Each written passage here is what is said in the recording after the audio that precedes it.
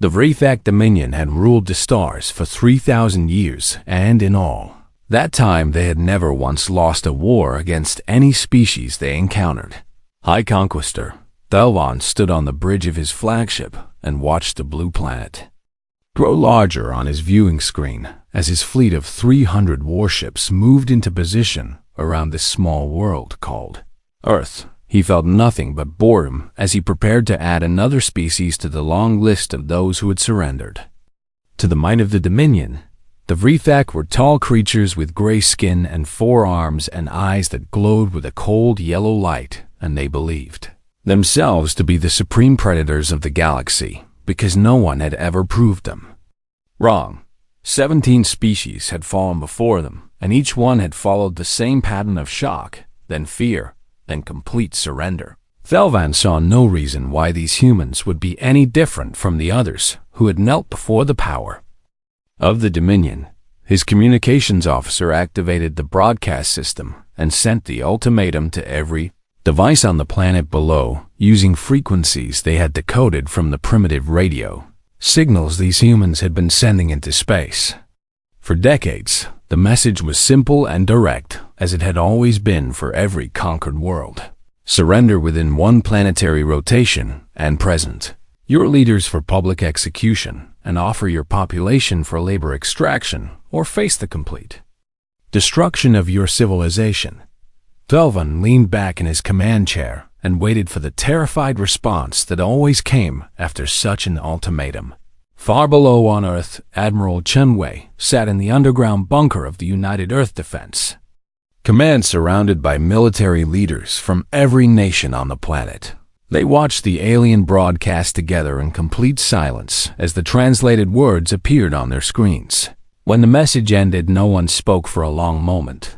Then, Admiral Chun began to laugh, and the sound was so unexpected that everyone in the room turned to stare at her. She looked at the faces around her and saw fear in some eyes and confusion in others. But she also saw something else burning beneath the surface. She saw anger. "They want us to beg," she said, and her voice was steady and cold, "and they have no idea what they have just started." What the Vrethak did not know and could not have known was that humanity had been preparing for this exact moment for 60 years. It had started when the first deep space listening stations had intercepted alien communications, and linguists had spent decades decoding enough to understand one terrible truth. There were things out there in the darkness between stars, and those things were hostile, and they were coming. Project Prometheus had built weapons in secret, lunar bases that could crack asteroids in half. Project Hellfire had developed energy weapons that could burn through any known material. Project Lazarus had created medical technology that could keep soldiers fighting long after they should have died. All of it hidden, and all of it waiting for the day that everyone hoped would never come. But it had come, and now Admiral Chun had to make a choice that would determine the fate of every human being alive. She turned to her communications officer and spoke the words that would change galactic history forever. "Send our response," she said, "and tell them that we do not kneel." The message was transmitted in every galactic language that human linguists had managed to decode. From intercepted alien communications, 3 words that carried the weight of an entire species. "We do not kneel." High Conquistor Thelvan received a response and felt something he had not experienced in centuries of conquest. He felt surprised. No species had ever refused the ultimatum before, and he was uncertain how to process this unexpected defiance from such a primitive world. His second in command suggested that perhaps the humans did not understand the power they faced, and that a demonstration was needed to make the situation clear. Thelvan agreed and ordered his fleet to open fire on 3 coastal cities as a show of force. The plasma bombardment lasted 80 minutes, and when it ended, those 3 cities no longer existed. 4.2 million human beings died in those 18 minutes, and the rest of the world watched in horror as mushroom clouds rose where homes and schools and hospitals had stood just moments before. The Vrethak waited for the surrender that would surely follow such devastation. Instead, something unexpected happened, something that would haunt the Vrethik for the rest of their very short existence as a spacefaring civilization. Humanity did not collapse into fear and despair. Humanity got angry. It was not the hot anger that burns fast and fades quickly, but something deeper and colder and far more dangerous. It was the kind of anger that builds cities and forges weapons and crosses oceans to find those who have wronged you. Admiral Chum stood before the emergency session of the United Earth Council, and her face was like stone as she spoke. They came to our home, she sighed, and they killed our people, and they expected us to surrender. She paused and looked at the representatives of every nation gathered before her. They wanted to see us beg, she continued, and instead they are going to see what humanity does when someone hurts our family. The vote for total war was unanimous. Every nation on Earth set aside their differences in that moment and became one people united against a common enemy. Factories that had been making cars and phones and toys were converted to produce weapons and armor and ships. Scientists who had been working on medicine and energy and agriculture turned their minds to destruction. And in secret bases around the world, and on the moon, and in the asteroid belt, the hidden weapons of Project Prometheus and Project Hellfire and Project Lazarus were brought online and made ready for war. High Conquestor Thelvan had no idea what was coming. He sat on his bridge and waited for the broken humans to surrender, and he thought about how he would process these new slaves and how he would strip their planet of resources. He did not notice the targeting locks appearing on his sensors. He did not see the kinetic impactors beginning their acceleration runs from hidden lunar platforms. He did not know that humanity had just made a promise to itself, a promise that would be written in fire and blood across the stars, a promise that the 4.2 million dead would be avenged 1,000 times over. The Vrethik believed they had conquered another weak species. They were about to learn that they had woken something ancient and terrible, something that would not stop until the Dominion was nothing but ash and memory. The war was about to begin, and it would not end until one side was completely destroyed, and humanity had no intention of being the ones who fell. High Conquestor Thelvan stood on his bridge and watched his tactical display with growing confusion as red warning lights began to appear across every screen. His sensor officer was shouting something about targeting locks from unknown sources, and his weapons officer was reporting that defensive systems were unable to track the incoming objects. Thelvan demanded to know what was happening, but before anyone could answer him, the first wave of kinetic impactors struck his fleet. The weapons had been launched from hidden platforms on the dark side of the moon where humanity had built them in secret over 30 years of careful preparation. They were simple in design, but devastating in execution. Tungsten rods the size of buildings, accelerated to 8% of the speed of light, and aimed with perfect precision at the heart of every Vrethik warship. At that velocity, there was no defense and no escape and no possibility of survival. 47 Vrethik warships simply ceased to exist in the first 3 seconds of the human counterattack. Thelvan watched in disbelief as nearly a quarter of his fleet vanished from his tactical display in the time it took him to draw a single breath before he could issue any orders. The second wave hit. These weapons came from beneath the oceans of Earth, where humanity had hidden entire fleets of orbital defense platforms in pressurized underwater hangars. They rose from the depths like ancient sea monsters and opened fire, with directed energy weapons that cut through Vrethik shields as if they were made of paper. Another 60 ships died in the second wave, and the survivors were thrown into chaos as their communications systems were jammed by electronic warfare.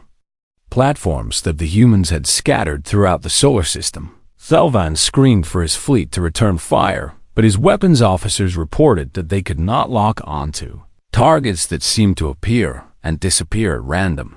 The humans were using stealth technology that the Vrethik had never encountered before, and their ships moved in patterns that made no tactical sense to commanders who had spent centuries fighting predictable enemies. Then came the third wave, and this was the one that truly broke the spirit of the Vrethek fleet boarding parties.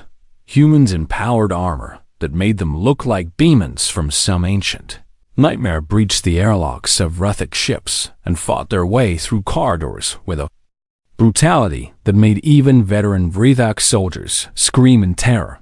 These were not the broken primitives that Thelvan had expected to find cowering before his might. These were warriors who had been training for this moment their entire lives, and who carried the rage of 4.2 million dead in their hearts.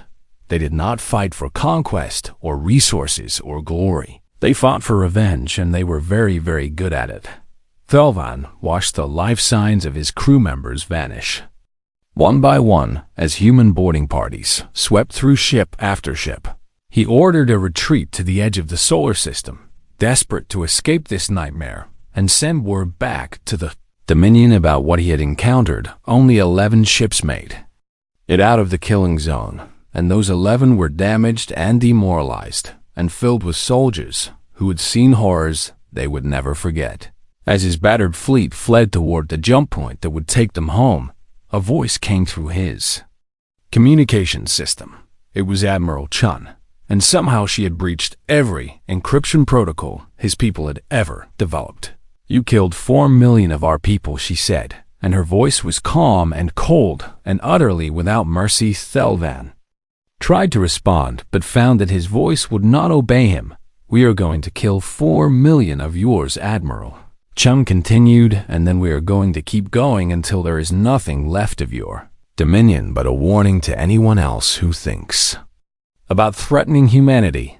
The High Conquestor finally found his voice and laughed at the absurdity of what he was hearing. "You cannot threaten us," he said with as much confidence as he could muster.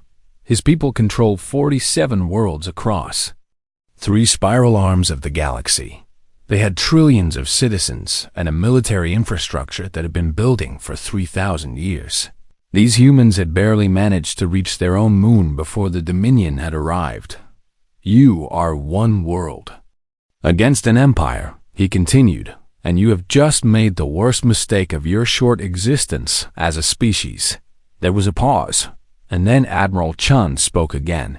"We were one world," she said, and her voice carried something that made Thelvan feel cold in a way he had never experienced before.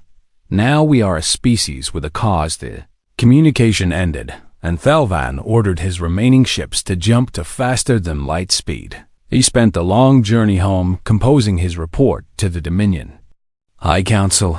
He told them that Earth was more dangerous than anticipated, and that the humans had developed weapons far beyond what their primitive technology should have allowed. He recommended that a larger fleet be sent to properly subjugate this defiant world.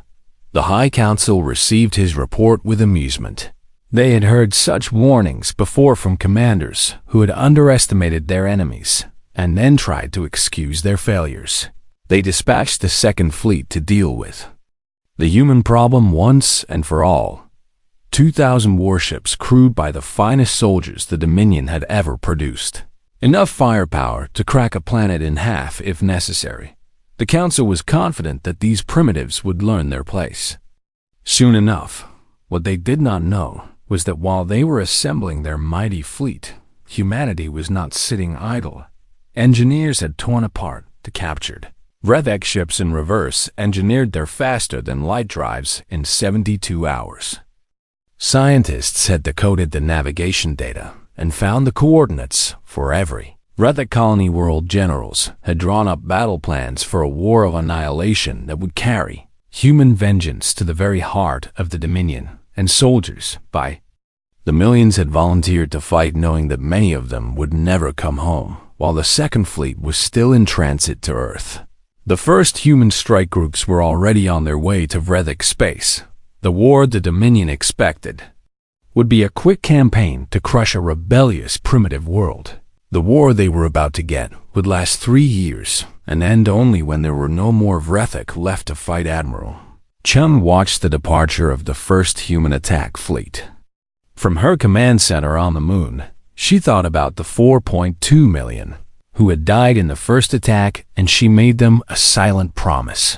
"You will be avenged," she whispered to the ghost that haunted her dreams. "Every single one of you will be avenged." 6 months into the war, the Dominion High Council finally understood that they had made a terrible mistake. Their second fleet had arrived at Earth, expecting to find a wounded world still recovering from the loss of its first defenders. Instead, they found an empty system with nothing but automated weapons platforms that harassed them for 3 days before self-destructing. The humans were gone, and no one knew where they had disappeared to. The answer came when the first Retha colony world went dark. Outpost 7 was a mining colony on the edge of Dominion space with a population of 2 million workers and a small defensive garrison. One day, it was sending routine reports back to the homeworld, and the next day, there was only silence. When a patrol ship was sent to investigate, they found the colony in ruins. Every military installation had been destroyed with surgical precision, but the civilian population centers were untouched. The survivors spoke of ships that appeared from nowhere and vanished just as quickly. They spoke of human soldiers who fought like wild animals and showed no fear of death. They spoke of a message left behind, painted in Vrathak blood on the walls of the destroyed garrison. "We remember this," was how the humans fought their war, not in great fleet battles where the superior numbers of the Dominion could overwhelm them, but in swift raids that struck without warning and disappeared before reinforcements could arrive. Commander Yuki Tanaka led the most feared of these strike groups. Her fleet was called the Ghosts because they seemed to appear from thin air and vanish just as mysteriously. In 1 week, her ships hit 17 different Vrathak installations across 4 different star systems. She never lost more than 2 ships in any engagement, and she never left survivors among the military personnel she targeted. Other human commanders developed their own tactics based on the military traditions of their home nations. Admiral Petrov from Russia specialized in deep strike operations that penetrated far behind enemy lines and destroyed supply depots and communication hubs. General Washington from America preferred overwhelming force concentrated on single targets that would shatter enemy morale. Colonel Jiang from China used swarm tactics that sent hundreds of small ships against larger Vrathak vessels, overwhelming their point defense systems through sheer numbers. The Vrathak had spent 3,000 years fighting species that all used similar tactics because they had all learned warfare from the same galactic standard texts. Humanity had never seen those texts. Humanity had spent its entire existence fighting itself and developing new ways to kill other humans. Now, all of that terrible creativity was turned outward against an enemy that had never faced anything like it. Every engagement was different, and every battle used tactics that the Vrathak had never seen before. Their commanders could not adapt because by the time they understood what the humans were doing, the humans had already changed to something new. But it was not just the tactics that broke the Vrathak spirit. It was the psychological warfare. Humanity did not just want to defeat the Dominion. They wanted to terrify them. Human ships broadcast the screams of dying Vrathak soldiers back to the homeworld on open channels. They left single survivors from massacres and sent them home to tell everyone what they had witnessed. They named their ships things like Vengeance and No Quarter and 4 million. Remembered. They painted images of skulls and flames on their hull plates and blasted human war music through external speakers as they attacked. The Vrathak had never encountered an enemy that tried to frighten them before. They were supposed to be the ones who inspired fear in others. Now they were learning what it felt like to be hunted by something that hated them with a passion that went beyond reason. 1 year into the war, the Dominion High Council sent a diplomatic envoy to Earth with an offer of peace. They would withdraw from human space and pay reparations for the cities they had destroyed. They would sign a non-aggression treaty and recognize humanity as an equal power in the galaxy. The envoy was met by Admiral Chen herself, who listened to the offer in silence and then spoke her response. "They did not offer our cities a chance to negotiate," she said, and her eyes were like ice as she stared at the terrified diplomat. "They did not offer 4.2 million people the option of reparations. They came to our world and murdered our children to make us afraid." The diplomat tried to speak, but Chen raised her hand and silenced him. "There will be no negotiation," she continued, "and there will be no peace, and there will be no treaty. There will only be consequences." The envoy returned to the Minion with the human response, and the High Council realized that they were facing something they had never encountered in 3,000 years of conquest. An enemy that could not be reasoned with. An enemy that could not be bought. An enemy that would not stop until one side or the other was completely destroyed. They began to fortify the homeworld and called in every ship from every corner of their empire. If the humans wanted total war, then the Dominion would give them one. They would gather every weapon and every soldier and every resource they had, and they would crush this upstart species once and for all. But even as they made their preparations, the ghost fleets continued their attacks. Colony after colony fell silent. Military base after military base was reduced to rubble, and always the same message was left behind. We remember the Vrethik were learning a lesson that many others had learned throughout human history. You could wound humanity, and you could hurt humanity, and you could even kill millions of human beings. But you could never make them surrender, and you could never ever make them forget.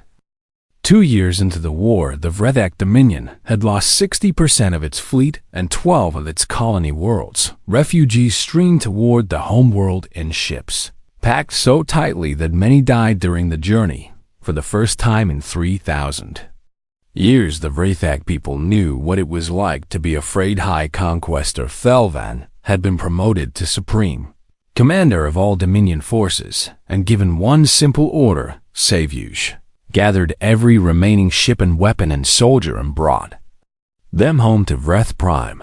The homeworld was transformed into a fortress unlike anything the galaxy had ever seen. Orbital defense platforms ringed the planet in 3 layers, each one capable of destroying a small moon. Planetary shields, powered by the core of the world itself, created an energy barrier that nothing should have been able to penetrate. Ground-based weapons that could track and destroy targets in orbit were installed on every continent. 8 billion soldiers stood ready to defend their home against the human invasion that everyone knew was coming. Thelvan looked at his defenses and allowed himself to feel hope for the first time in months.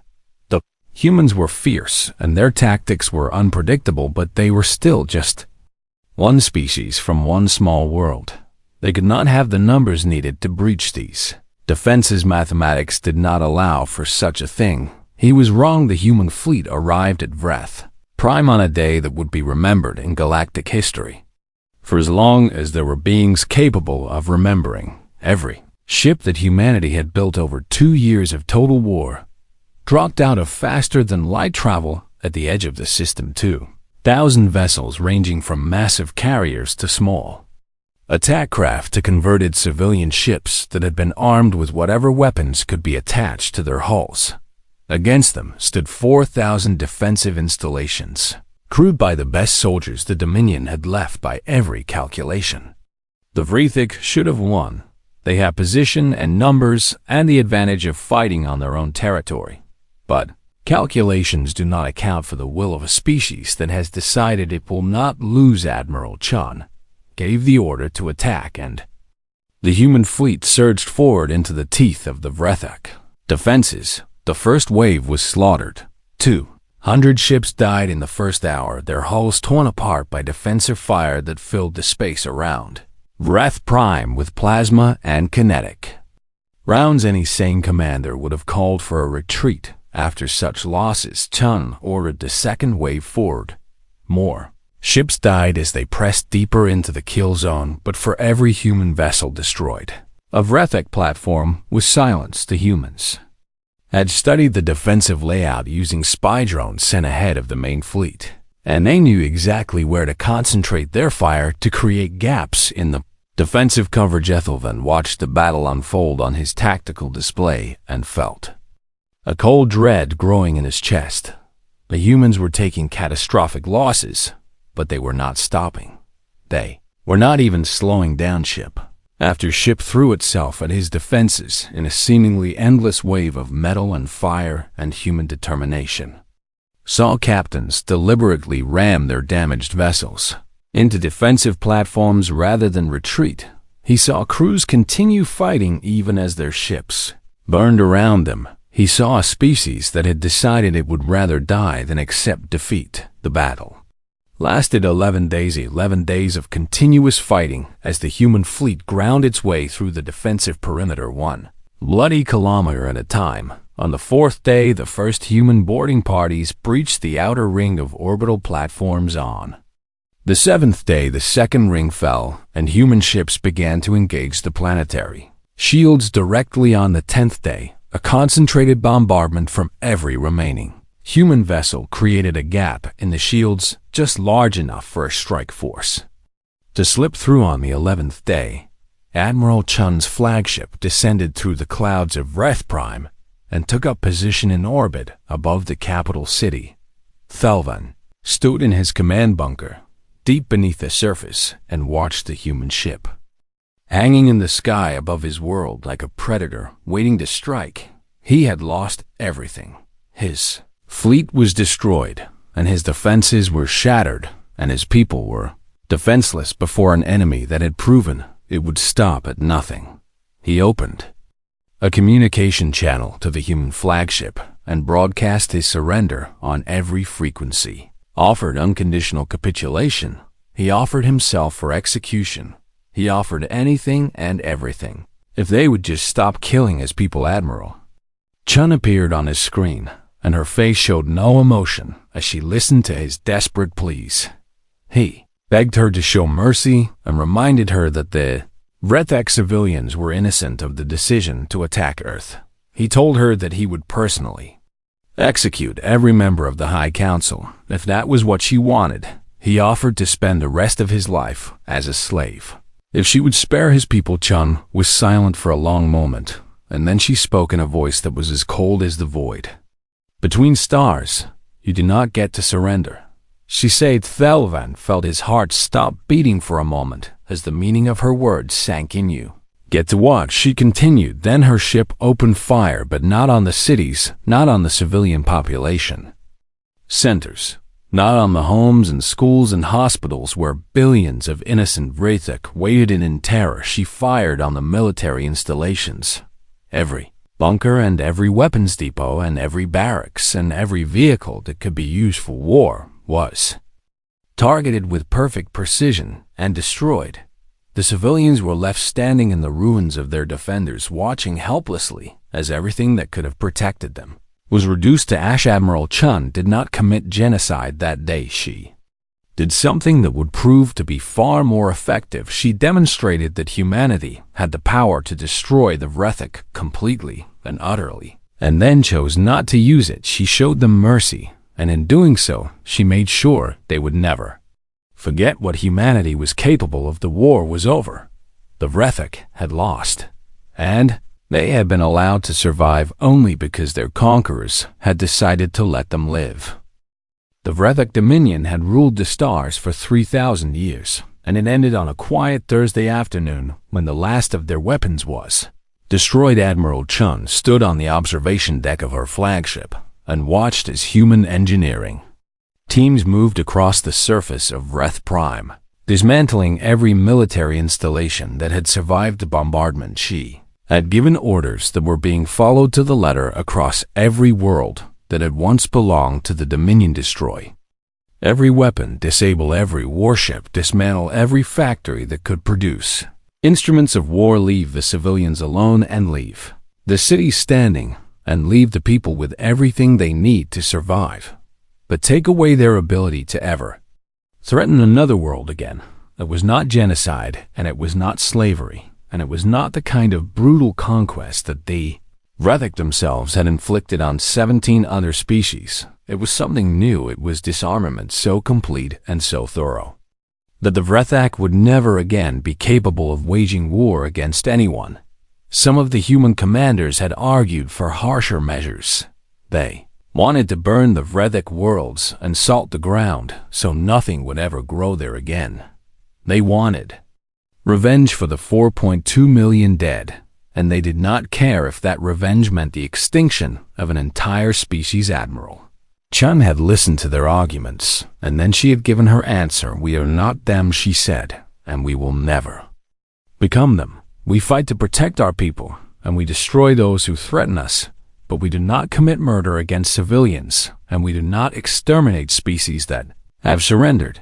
That is not who we are." The commanders had accepted her decision because they knew she was right. Humanity had proven that it could be terrible and merciless and utterly devastating in Warno. It needed to prove that it could also be just high conquest. Thelvan was brought before Admiral Chun in chains, and he expected to be executed in some painful and humiliating way as a final punishment for his crimes against humanity.